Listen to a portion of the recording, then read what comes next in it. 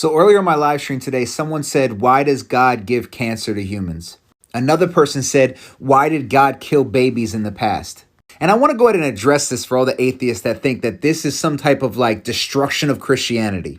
Instead, I'm going to flip it on you and show you how this is an inconsistent view even on your part. Because on one hand, you'll ask why God doesn't get involved today in the evils of men, but then you'll get mad when he did get involved in the past.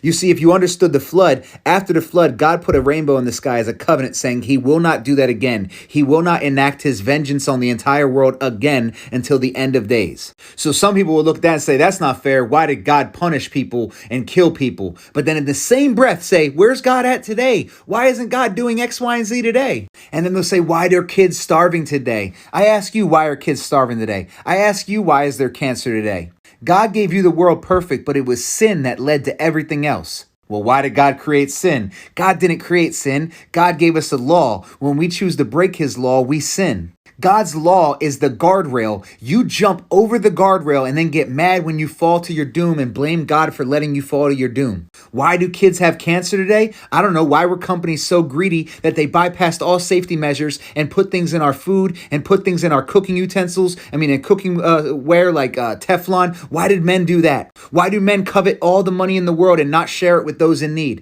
Why do we have more food in America that we throw away daily, but people don't have food in other countries? It sounds like if we followed the 10 commandments of not coveting and not being greedy, then we would not have an issue here.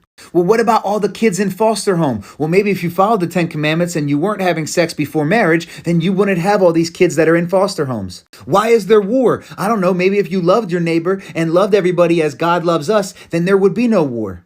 It's almost funny, like people are mad at God for them making the mistake of not listening to his advice. You see, people aren't mad at God for not being God. People are mad at God for not giving them all the benefits of God and none of the accountability.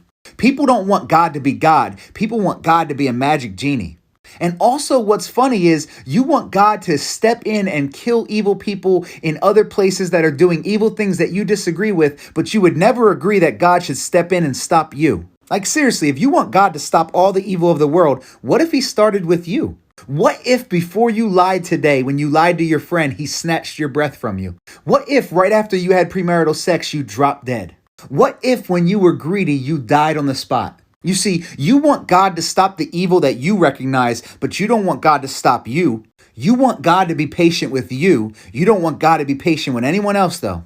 And every one of you on that day of judgment is going to stand there and beg him for forgiveness, saying, I didn't know. I didn't know. And he's going to look at you and say, yes, you did. You rejected it. You suppressed the truth. You have no excuse.